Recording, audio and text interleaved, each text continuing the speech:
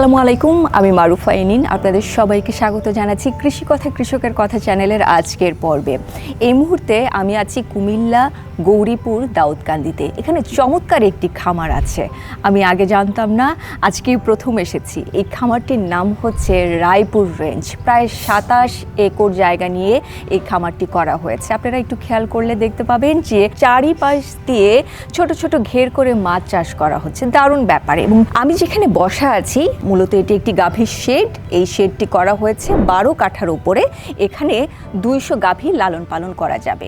এটি মূলত breeding farm, বুঝেই গেছেন, যেটি নিয়ে এবছর আমি খুব বেশি গুরুত্ব দিতে চাই।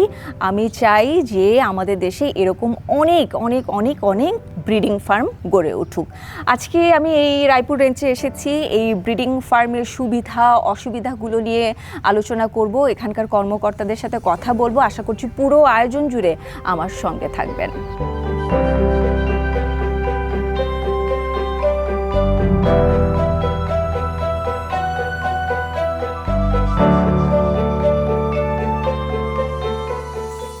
রায়পুর রেঞ্জের যাত্রা শুরু হয় 2018 শেষের দিকে। তখন তারা 18টি গাভী নিয়ে শুরু করেছিল। এখন প্রায় 50টি গাভী আছে এবং তারা 5টি জাত নিয়ে কাজ করছে। দেশি, জার্সি, ফ্রিজিয়ান, ফ্লেগবি আছে, ব্রাহ্মা ক্রস নিয়ে কাজ করছে। আমরা একে একে সবগুলো জাত আপনাদের দেখানোর চেষ্টা করব এবং কোন জাতটিতে কেমন সুবিধা পাচ্ছে সেটিও আমরা জানার চেষ্টা করব।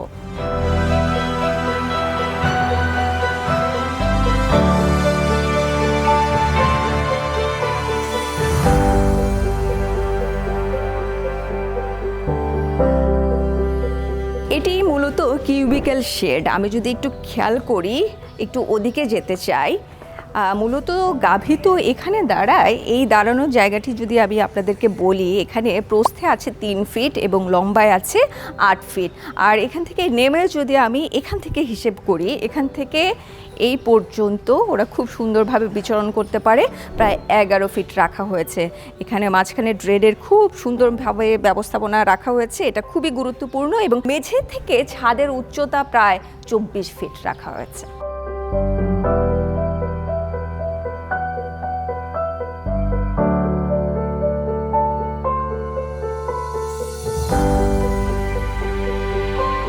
এখানে কিন্তু আপনারা যেই গাভীগুলোকে দেখতে পাচ্ছেন, বয়স অনুযায়ী কিন্তু আলাদা আলাদা করে রাখা হয়েছে। অবশ্যই এর কিছু সুবিধা রয়েছে বলেই মনে করেন খামারি ভাইয়েরা।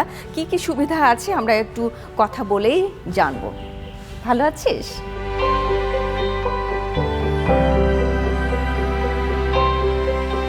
জাহিদ ভাই, আমি প্রথমেই বলছিলাম দর্শকদের উদ্দেশ্যে যে 2018 সালে আপনাদের যাত্রা শুরু হয় এবং 18টি গাভী দিয়ে, আর বর্তমানে আছে 50টির মতো। তো অনেকেই আমার মনে হয় হিসেবে একটু মানে মিলাতে পারছে না যে 18টি গাভী নিয়ে শুরু করা হয়েছিল কিন্তু এখন 50টি একটু কম হয়ে গেল না? আপু, যখন আমরা খামার শুরু করি 18টি গরু দিয়ে আসলে শুরু করি। 18টি গরু থেকে এখন পর্যন্ত আমরা 123টি গরু পেয়েছি। কিন্তু যেহেতু আমাদের এটা একটা ব্রিডিং ফার্ম, আমরা প্রতি বছর বেস্ট পারফর্মিং গরু রেখে বাকিগুলো আপু আমরা কিন্তু বিক্রি করে দিই। আমাদের মূল টার্গেটই হচ্ছে আপু একটা মডেল দাঁড় করানো, যে অল্প গরুতে কিভাবে বেস্ট পারফরমেন্স আনা যায়। এখন আমাদের মডেলটি রেডি, ইনশাআল্লাহ আমরা এখন আমাদের খামারটা স্কেল করতে পারবো। তো এইখানে 3টা গাভী আছে জাহিদ ভাই, এই 3টাকে সিলেক্ট করার কারণ কি? সিলেক্ট করার অনেকগুলো কারণ আছে। এর মধ্যে এর ছোটকাল থেকেই এর কোনো রোগবালাই নেই। এর প্রত্যেক বছর, বিশেষ করে এই ব্রাহ্মাটাই বলি আমি, এই 50% ব্রাহ্মা, হ্যাঁ, এ অলরেডি 4র্থ বিয়ান দিয়েছে, 5ম বিয়ানে আছে। আজ পর্যন্ত তার পিছনে আমাদের 1 টাকার ওষুধ খরচ লাগে না। তারপর হচ্ছে তার প্রত্যেক বছর সে একটা করে বাচ্চা দিচ্ছে। ইভেন সে 1 মাস পরে আবার বাচ্চা দিবে। তো ওর মেয়েই কিন্তু ওখানে বসে আছে। তো জিনিসটা হচ্ছিল যে আমরা সিলেক্ট করি যে রোগবালাই, খাবার এফিসিয়েন্সি এবং হচ্ছিল প্রত্যেক বছর সে আমাকে বাচ্চা দিচ্ছে কিনা, এবং হিটে আসা, কনসিভ করা, সুন্দরভাবে বাচ্চাটি হয়ে যাওয়া, অনেকগুলো বিষয় আসলে আছে। এবং আমাদের প্রত্যেকটা গাভী এখানে যে যা রাখা আছে, প্রত্যেকটা গাভী কিন্তু এই মানের গাভী যে সে প্রত্যেক বছর বাচ্চা দিচ্ছে, কনসেপ্ট করতেছে এবং হচ্ছে রোগবালাই কম আছে। আচ্ছা, এবার একটু খাওয়া দাওয়া নিয়ে জানতে চাই, কি ধরনের খাবার দিচ্ছেন আপনারা? কতটুকু পরিমাণে আমি- ব্রাহ্মা ক্রস এত বড় গরু বা গাভী জি। এর কি অনেক বেশি খায় বিষয়টা কি আসলে? না, আপনি শুনলে অবাক হবেন যে ব্রাহ্মা সাইজে বড় হইলেও তার খাবার কনজাম্পশন কিন্তু খুবই কম। যেমন আমরা এই তিনোটা ব্রাহ্মাকে 8 কেজি সাইলেজ, 8 কেজি রূপাই সাইলেজ এবং 2 কেজি আমরা নিজস্ব তৈরি আমাদের ফিড ফর্মুলেশনে আমরা 2 কেজি ফিড এবং 8 কেজি সাইলেজ দিয়ে কিন্তু পালতেছি। আচ্ছা। আপনি দেখলে অবাক হবেন যে ওদের তিনজনের বডি ল্যাঙ্গুয়েজই কিন্তু একই রকম এবং স্বাস্থ্য কিন্তু খুবই সুন্দর মাশাআল্লাহ। এবং এই অল্প খেয়ে তারা তাদের স্বাস্থ্য অর্থাৎ সৌন্দর্য তারা ধরে রাখতে পারে আর কি।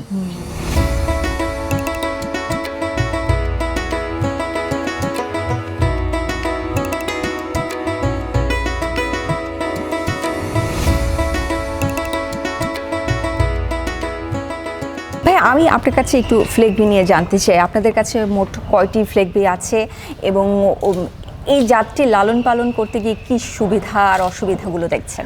আমাদের কাছে টোটাল এখন পর্যন্ত ল্যাকটিং মানে বলতে গাভিন এবং দুধ দেওয়ার মধ্যে একটা দুধ দিচ্ছে, 2টা প্রেগনেন্ট আর বাচ্চা টাচ্চা মিলে আমাদের টোটাল 6টা আছে। তো সব দিক দিয়ে পজিটিভ পাচ্ছি, শুধু একটা দিক ছাড়া। যেমন ফিজিয়ান ক্রসের সাথে, যেহেতু আমাদের কাছে পিওর ফ্লেগবি নাই, তো ফিজিয়ান ক্রসের সাথে সে খুবই ভালো দুধ দিচ্ছে। আচ্ছা। অলরেডি লেকটিং শুরু করেছে সে 27 কেজি দিয়ে, বাট এখন 23 কেজি অ্যাভারেজ আছে। আমাদের একটা ফ্লেগবি গাবি আছে ওর নাম্বার 3। বাকি একটা সমস্যা শুধু দেখা যাচ্ছে, সেটা হচ্ছিল ক্যালভিং এজ, একটা বাচ্চা হওয়ার সময় ছোট বড় একটা ব্যাপার থাকে। ফ্লেগবির ক্ষেত্রে আসলে বাচ্চা হওয়ার সময় আসলে একটু বেশি বড় হয়, যেটা বকনার ক্ষেত্রে খুবই একটা সমস্যা দেখা দেয়। এছাড়া আসলে ফ্লেগবি খুব অল্প সময়ে রোগবালাইহীন খুব দ্রুত বড় হয়। আচ্ছা। বাকি সব কিছুই পজিটিভ আর কি।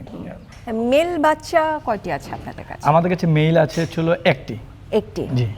আমরা তো শুনলাম গাভীর দুধের পরিমাণটা শুনলাম, মেল বাচ্চাটা নিয়ে একটু বলবেন, কারণ একটি ব্রিডিং ফার্ম তো আসলে দুটোকেই মানে দুটো পারপাস সার্ভ করে, একটা হচ্ছে আপনার দুধের বিষয় থাকে, আরেকটা হচ্ছে ফ্যাটেনিং এর ব্যাপারটাও। জি, জি।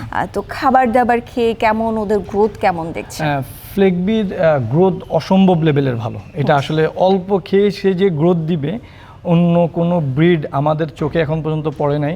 ইভেন ব্রাহ্মার ক্ষেত্রে বলতেছি, ব্রাহ্মার চেয়েও কিন্তু ফ্লেগবির খাবার রেশন অনুযায়ী সে যে পরিমাণ খায় এর থেকে প্রচুর পরিমাণে বাড়ে। খামারকে লাভবান করার জন্য ফ্লেগবি ফ্যাটেনিংয়ের জন্য খুব ভালো। আচ্ছা, রোগ প্রতিরোধ ক্ষমতা কেমন? রোগ প্রতিরোধ ওদের কোনো রোগই নেই, এক কথায় শেষ, কোনো রোগই নেই। ভ্যাকসিনেশন ঠিক মতো করলেই ওদের আসলে ওদের পালা একদমই দেশি গরুর চেয়েও সহজ আমার মনে হয়। আলহামদুলিল্লাহ।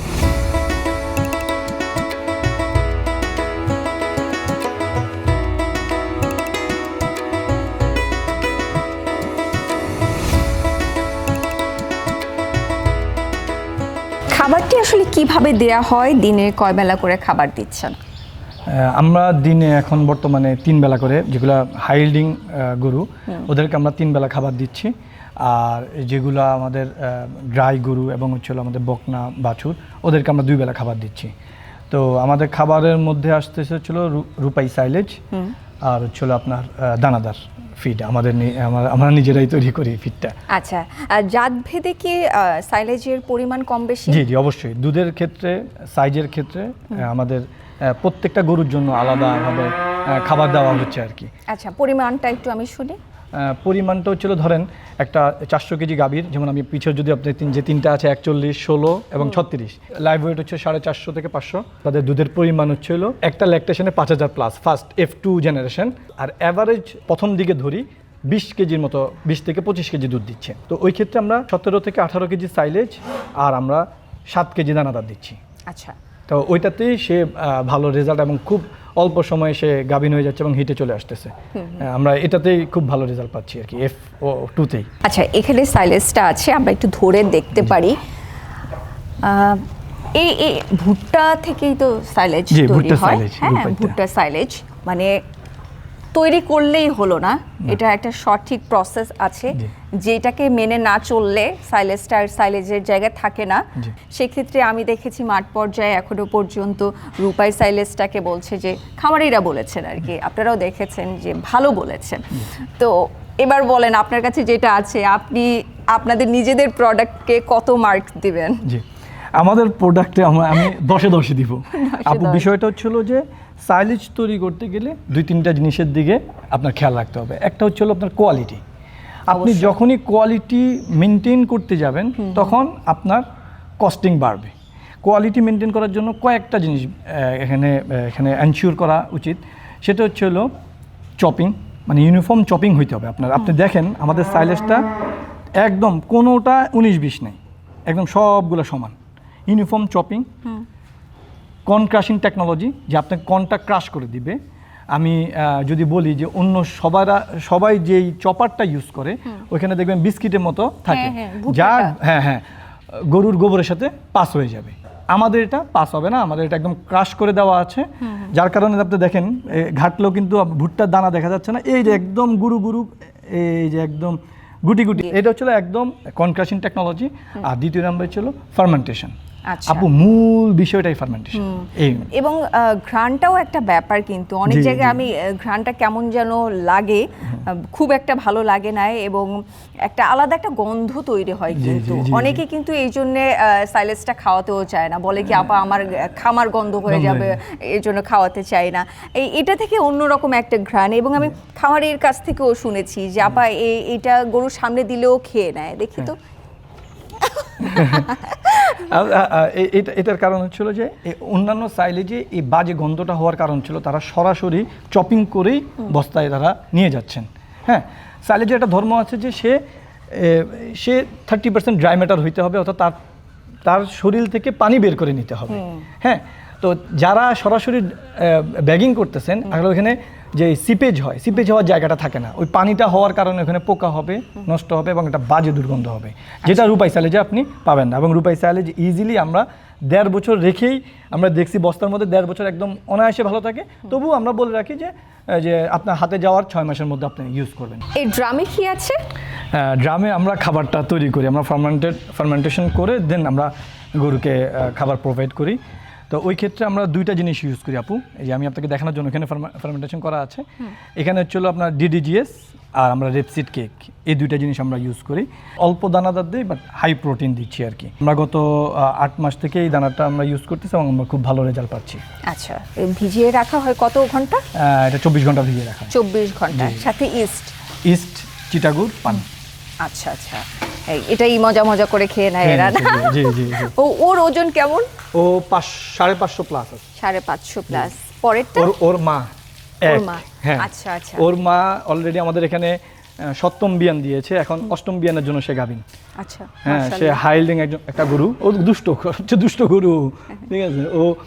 ও 30 প্লাস দুধ দিচ্ছে। আরো ও ফার্স্ট ল্যাকটেশনে দিয়েছে 17, 18, 19 লিটার দুধ দিয়েছে। অ্যাভারেজ 3500 লিটার থেকে 4000 লিটার এটা। আর ওই পাশে যেগুলো আছে ওগুলো 5000 প্লাস।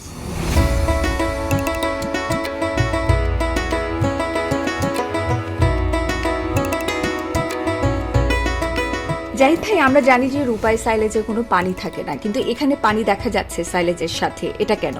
না, রূপাই সাইলেজ কিন্তু অবশ্যই শুকনা আপু। আমরা দানাদারটা যে ইস্ট ফার্মেন্ট করে দেই, ওই দানাদারের মধ্যে মোলাসেসের যে পানিটা আপনি ওইটাই দেখতে পাচ্ছেন। আমরা সাইলেজ ও দানাদার TMR করে কিন্তু গরুকে দিচ্ছি আপু। খাবার দেওয়ার পদ্ধতিটা একটু খেয়াল করবেন। খাবারের পাত্র কিন্তু এখানে নেই, মেঝেতেই খাবার দেওয়া হয়েছে, যেটা নিয়ম। আসলে গাভী তার পা থেকে 3 ইঞ্চি উপরে আসলে অবস্থানে খাবার খাবে, এতটা উচ্চতা হলেই হয়। যাই হোক, যেখানে খাবারটা দেওয়া হয়েছে এবং খাবারটা কি দেওয়া হচ্ছে সেটি নিয়েও আমরা কথা বললাম। খুব মজা করে খাবারটা খাচ্ছে ওরা, খাবারটা খাক ওরা। আমি বলছিলাম যে এবার আমরা কথা বলবো খামারিদের মাঝে খুব চাহিদা সম্পন্ন একটি জাত জার্সি। এবার আপনি বলুন, আপনারাও তো লালন পালন করছেন। জি, আমারও জার্সির মধ্যে আমার খুবই ভালো লাগে জার্সি পালতে। খুব ছোট গরু এবং অধিক দুধ দেয়, মানে তার পিছনে আপনার খরচ কম হবে, আপনি অধিক দুধ পাবেন এবং লালন পালন খুব ঝামেলাহীন আর কি, কোনো ঝামেলাই নাই। আর সহজ হচ্ছে হলো যে আমার মাঝে আমি দুষ্টামি করে বলি যে জার্সি পাললে অনেক সময় চোর কী করবে, কাঁধে নিয়ে দৌড় দিয়ে চলে যাবে। তো ব্রিডটা আসলে এই ব্রিডটা নিয়ে কাজ করার অন্যতম উদ্দেশ্য হচ্ছিল যে এটা এর ফ্যাট পার্সেন্টেজ খুবই ভালো, ফিজিয়ানের চেয়েও ফ্যাট পার্সেন্টেজ ভালো, রোগবালাই কম, ছোট হওয়াতে খাবার লাগে কম এবং অধিক দুধ পাওয়া যায়। দেখতেও সুন্দর, দেখতেও সুন্দর, অনেক সুন্দর, চোখে তার মায়া, একেবারে মায়া, একদম কাজল দেওয়া প্রত্যেকটার চোখে। আর দেশিটা নিয়ে একটু বলবেন, এখন খুব বেশি গুরুত্ব দেয়া হচ্ছে দেশিটার উপরে। দেশিটার মধ্যে আমরা দুইটা সিমেন্ট ইউজ করি, 100% হলিস্টিন, যার 50% আমরা খুব ভালো রেজাল্ট পাচ্ছি। ফার্স্ট ল্যাকটেশনে আমরা 3,500 4,000 লিটার দুধ পাচ্ছি। আর হচ্ছিল আমরা ব্রাহ্মা দিচ্ছি। এখন সামনে পরিকল্পনা কি আপনাদের? আমাদের সামনে পরিকল্পনা হচ্ছিল আমরা একটা রূপাই কমিউনিটি তৈরি করব, যেখানে আমরা সাইলেজ, ফিড, ব্রিড এবং ম্যানেজমেন্ট এই তিনটা দিয়ে একটা খামারি যেসব জায়গা আটকাবে আমরা ওই জায়গাগুলোকে আমরা সহজ করে দিব। আচ্ছা, যাতে উনি খামার উনার, বাট হেডেক আমাদের থাকবে।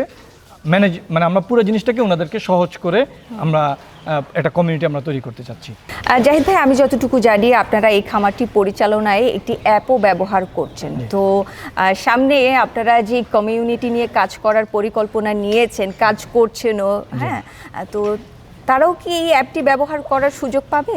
জি, বাংলাদেশের সকল খামারই এই অ্যাপটা ব্যবহার করতে পারবে। এর মধ্যে কমিউনিটির মধ্যে যারা থাকবেন ওনারা এছাড়াও আরও কিছু ফ্যাসিলিটিস পাবেন। এবং এই অ্যাপসের যদি আমি কিছু বলতে চাই, এই অ্যাপসের মধ্যে পুরো সম্পূর্ণ খামারটাই থাকবে। অর্থাৎ আপনি একটা গরুকে কবে ইনসেমিনেশন করছেন, কবে সে বাচ্চা হয়েছে, কবে তাকে আপনি সিমেন্ট দিয়েছেন, কবে চেক দিতে হবে, ইভেন একটা গরু প্রতিদিনের লাভ লস আপনাকে দেখায় দিবে যে সে কতটুকু খাবার খাচ্ছে, সে কতটুকু দুধ আপনি কয় টাকায় বিক্রি করলেন, লাভ লস কি আসছে, রেকর্ড কিপিং থেকে অ্যাকাউন্টস, পুরো জিনিসটাই অ্যাপসের মধ্যে থাকে। অ্যাপের মধ্যে থাকবে। জাত উন্নয়নের লক্ষ্য নিয়ে গড়ে ওঠায় এই খামারটি বিজ্ঞানসম্মত উপায়ে সঠিক ব্যবস্থাপনায় গাভী পালনের মধ্য দিয়ে এক সুন্দর আগামীর দিকে এগিয়ে যাবার চেষ্টায় কাজ করে যাচ্ছে। সবকিছু ঠিক থাকলে অদূর ভবিষ্যতে এই খামারটি দেশের প্রাণী সম্পদ উন্নয়নে গুরুত্বপূর্ণ ভূমিকা রাখবে, এই আমাদের প্রত্যাশা।